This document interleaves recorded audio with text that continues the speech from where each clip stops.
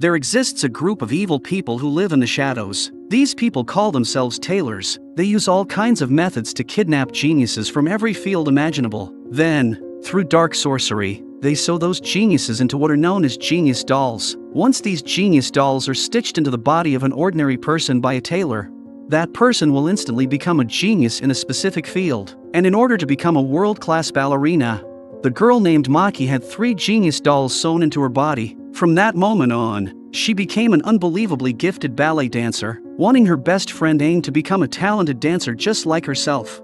Maki brought her to the Genius Doll supermarket. She even asked the tailor to transfer one of the Genius Dolls from her own body into Ain. But what she never realized was that Ain had secretly brought in the Redeemers who specialize in hunting tailors. Rasho and his grandson Rob, working together, Rasho and Rob successfully destroyed the Genius Dolls supermarket, but the flames unleashed by Rob's fire spell ended up consuming Maki as well. The beauty Maki had always been so proud of was completely destroyed by the fire. Later, Maki was rescued by the high-ranking tailor Elbadon. The very first thing Maki demanded after waking up was revenge. Her overwhelming desire for vengeance deeply moved Elbadon, so he stitched 3 new Genius Dolls into her body. From that moment on, she officially became a tailor herself. Elbadon gave her a new name, Rose, and from that day forward, Maki abandoned her old identity and vowed to take revenge on Ain as Rose. Meanwhile, Rasho officially accepted Ain as his disciple. Ain also became a true redeemer. Just like that, the 2 girls who were once best friends became mortal enemies. Ain decided to travel alongside Rasho in order to rescue more Genius Dolls. Using the ledger they had recovered from the Genius Dolls supermarket, they followed the clues all the way to Hong Kong. At that moment, Rob was secretly observing a mansion through a pair of binoculars. Comparing the information with the records in the ledger, Ain learned that the tailor hiding there was named Elson. He was only a low-ranking tailor. However, on the surface, he worked as an astrologer. Meanwhile, a boy named Min, who was about to enter middle school, was brought to Elson's fortune-telling shop by his mother. After putting on an elaborate act of fortune-telling, Elson claimed that if Min continued in his current condition, he would soon suffer a complete mental breakdown from exam pressure. Those words instantly terrified Min's mother Sato. Panicked, she begged to buy a charm that could improve his luck. To her shock, Elson demanded an outrageous price of 2 million yen. After a long round of bargaining, Sato finally bought the charm for 500,000 yen. Watching from the shadows, Rob grew suspicious. Elson's astrology shop was packed with customers every day.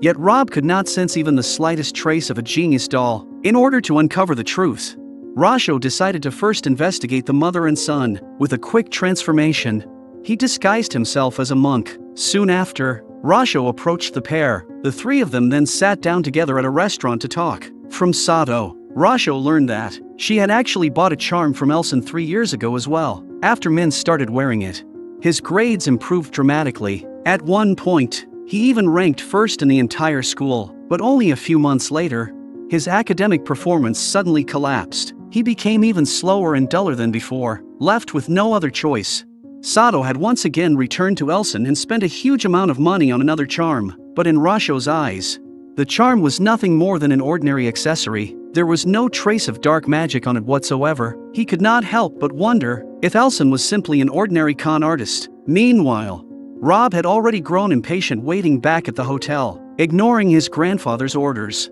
he decided to investigate the astrology shop on his own. Seeing this, Ain insisted on tagging along, but Rob warned her that it was extremely dangerous for an ordinary person with no magic to get involved. Ain smugly replied that she had secretly bought books and taught herself magic already. As she spoke, she proudly pulled out a huge stack of spell books.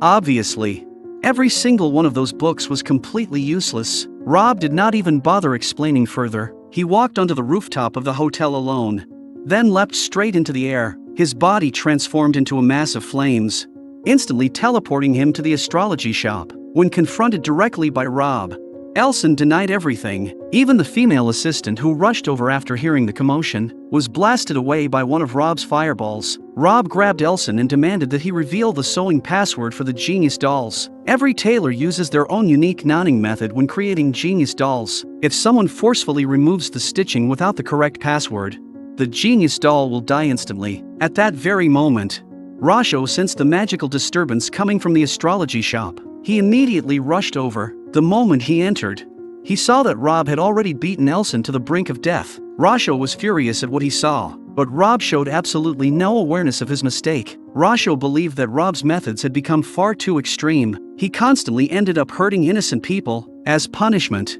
Rasho personally sealed away Rob's magic. Afterward, he sent Elson to the hospital for treatment, but that man was not the real Elson at all. He was merely a puppet created by a tailor, and those green threads inside his body were the god-sealing threads used specifically for creating genius dolls. These threads were incredibly sinister. They could connect the nervous systems of different people together, fusing guardian spirits, genius dolls, and humans into a single entity. If god-sealing thread was sewn directly into a person's brain, their thoughts and actions could be controlled at will. They would become nothing more than a puppet completely under someone else's control. The Elson running the astrology shop had been nothing more than a puppet all along. But where was the real Elson hiding? Rasho deduced that puppet manipulation magic could only work if the caster stayed nearby. That female assistant Rob had knocked unconscious had to be the key. The group immediately rushed toward the woman's hospital room, but by the time they arrived, she had already disappeared. At that moment,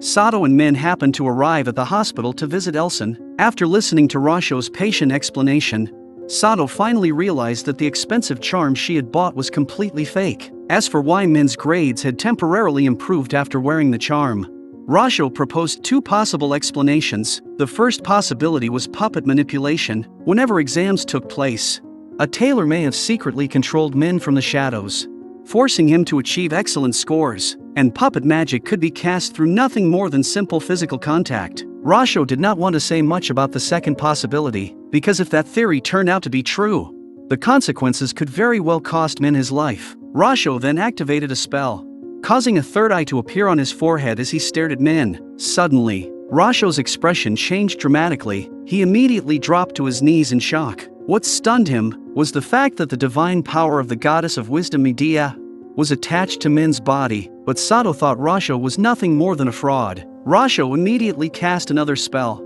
allowing them to see exactly what he was seeing. Sure enough, they saw the faint shadow of Medea surrounding Min. It was undeniable proof of divine blessing. Min was actually one of the chosen children blessed by the heavens themselves, a child born with a guardian deity attached to them. Such people were known as God-gifted geniuses. The reason Min normally appeared slow and clumsy was because all of the faith threads connecting him to his guardian deity had been tied into dead knots by someone. As a result, the power of his guardian god could never properly flow into him, and the person responsible for all of this was none other than the very man Sato trusted the most, Elson. Back when Min was still very young, Elson had secretly tied knots into every single one of his faith threads, sealing away both his talent and divine power. Then each time Sato came to buy another charm, he would secretly loosen a few of the knots, allowing Min to temporarily regain his intelligence and suddenly excel in school again. After learning the truth, Sato was overcome with rage and grief. She immediately wanted to confront the tailor in person, but Rasho quickly stopped her and urged her to run for her life instead, because the one and only material required to create genius dolls were children known among tailors as gifted geniuses. Min had likely been targeted by them long ago. At any moment,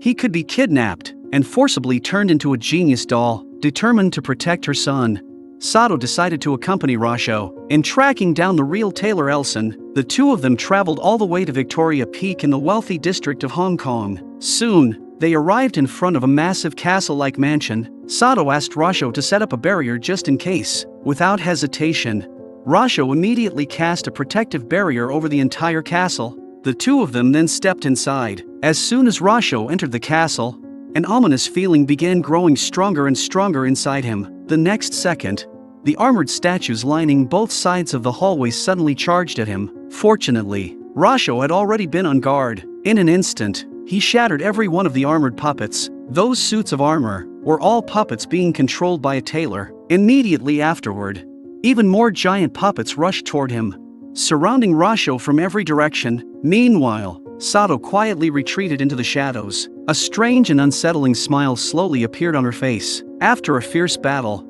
Rasho managed to destroy every single puppet, but he was injured in the process. Just then, a figure slowly emerged from the darkness ahead. It was the real tailor Elson. Her true name was Oton, and standing beside her was Sato herself. Rasho's eyes widened in shock. He never expected the two of them to be working together all along. Sato then returned a pair of specially made contact lenses to Oton. It turned out that the entire castle had already been filled with countless god-sealing threads. By wearing those special lenses, Sato could clearly see the paths of the threads and avoid them with ease. But Rasho, caught completely off guard, had already become trapped inside the web of threads with no way to escape. Even so, Rasho, as a powerful redeemer, remained completely calm. He transformed into his combat form, with divine power surging through his body. Rasho instantly snapped every thread binding him. Then he charged directly toward Oton, but almost immediately, he was restrained by another wave of god-sealing threads. With a casual wave of her hand, Oton slammed Rasho violently to the ground. The truth was, Oton had already replaced her entire nervous system with god-sealing threads. She had connected herself to every single thread throughout the castle. Now she could freely manipulate all the threads inside the mansion at will. She could move them, twist them, stretch them, and tie them into knots however she pleased. For Rasho, this became one of the hardest battles he had ever faced as a redeemer. Even though Oton was technically just a low-ranking tailor, she could weaponize every god-sealing thread throughout the entire castle against him. Seeing this, Rasho immediately unleashed his strongest combat form. In an instant, he shattered all the god-sealing threads surrounding him. Oton once again manipulated the god-sealing threads, but this time, the threads could no longer pierce through Rasho's protective barrier. Rasho immediately launched 2 fireballs, slamming Oton hard onto the floor. Rasho then ordered her to reveal the sewing password used to create the genius dolls. Suddenly, blood spilled from the corner of Oton's mouth. She collapsed to the floor and stopped breathing on the spot. The next second, an eerie laugh echoed throughout the castle hall. The Oton lying on the ground was nothing more than another puppet. As Rasho stood there in confusion, countless Oton clones suddenly appeared all throughout the massive hall. Oton clearly intended to use sheer numbers to slowly exhaust Rasho's strength, but Rasho showed no fear whatsoever. He immediately unleashed a barrage of fireball spells. In an instant, every single Oton puppet in the hall was completely annihilated. Rasho originally thought he would finally have a moment to catch his breath, but then Oton's cold, sinister laughter echoed through the hall once again. It was clear the battle was far from over. Soon after, countless Oton puppets charged at him from every direction. By now, Rasho was already completely exhausted. The moment he let his guard down for even a second, the swarm of puppets overwhelmed him. He was beaten so badly that blood burst from his mouth. Oton's mocking voice rang out once more. Then god-sealing threads wrapped tightly around Rasho's wrists, ankles, and entire body. No matter how violently he struggled, he could not break free. Oton knew very well that Rasho's battle form could not last much longer, so she continued mocking him without mercy. Rasho desperately kept tearing through the threads restraining him. With one final explosive burst of power, he annihilated every puppet in the hall once again, but Rasho had completely exhausted all of his strength. His battle form was forcibly undone. 2 Oton puppets slowly walked down the stairs, but Rasho no longer had even a trace of energy left. His magic had completely run dry. Then the real Oton finally appeared, yet instead of attacking Rasho, she began revealing the hidden story of her past. She had become a tailor at a very young age. Her family had placed enormous expectations upon her shoulders, until one mission completely changed the course of her life forever. Back then, her master had taken her along to capture a god-gifted genius. That child was none other than the young men. Just as they were about to succeed, a handsome man holding a basketball suddenly rushed back home. That man was Min's father Takeshi. It was Oton's very first time seeing Takeshi, but from that single glance alone, she fell deeply in love with him, relying on his powerful physique. Takeshi quickly beat down everyone around him, but he was still only an ordinary human. In the end, the high-ranking tailor used god-sealing threads to control him. The tailor manipulated Takeshi's own hand and forced him to strangle himself. Just as Takeshi was about to suffocate to death, Oton suddenly grabbed a machete. Without hesitation, she stabbed her own master to death on the spot. That was how Oton unexpectedly became the savior of Takeshi's family. But Min was an extremely rare god-gifted genius. No matter where he went, other tailors would eventually come after him. The only way to truly protect him was to tie dead knots across every destiny thread connecting Min to his guardian deity, completely sealing away his talent. But Oton was not acting out of kindness. She had her own selfish desires as well. Takeshi declared that as long as his son could survive, He was willing to agree to any condition, but Oton's condition was for Takashi to remain by her side forever, and so, for the sake of protecting his wife and son, Takashi accepted her demand. For all these years, the three of them maintained a strange and deeply twisted relationship, but Rasho's sudden appearance completely shattered that fragile balance. Just as Oton prepared to kill Rasho, a single sentence from him instantly sent her into a furious rage. It turned out that when they first arrived at the castle gates, Sato had deliberately encouraged Rasho to set up a barrier. Now, anyone carrying the aura of a tailor would never be able to leave the castle alive. Oton's face changed drastically in shock. She immediately sent one of her puppets to test the barrier. The instant it touched the barrier, the puppet shattered into pieces. Only then did she realize that she had already fallen into Sato's trap. Oton exploded with rage. She even vented her anger on Takashi. She believed the entire family had conspired together to kill her, so they could finally reunite as a family again. But before long, Oton calmed herself down. Then she proposed a deal to Rasho. Sato had already boarded a flight to Singapore together with Min. As she gently covered her sleeping son with a blanket,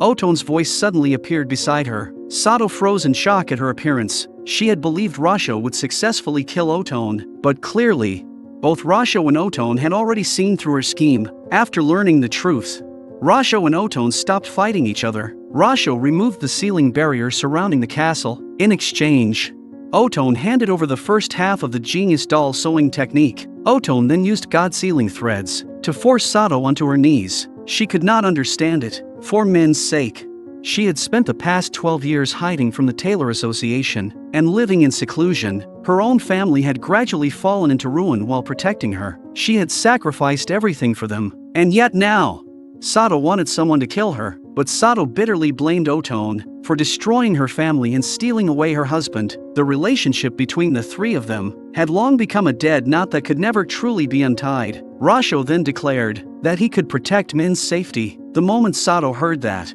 she immediately forced her son to kneel and begged Rasho to accept him as a disciple. She even swore that she would definitely remarry within the year. Oton finally handed over the complete sewing technique to Rasho as well. And just like that, Min officially became a redeemer too.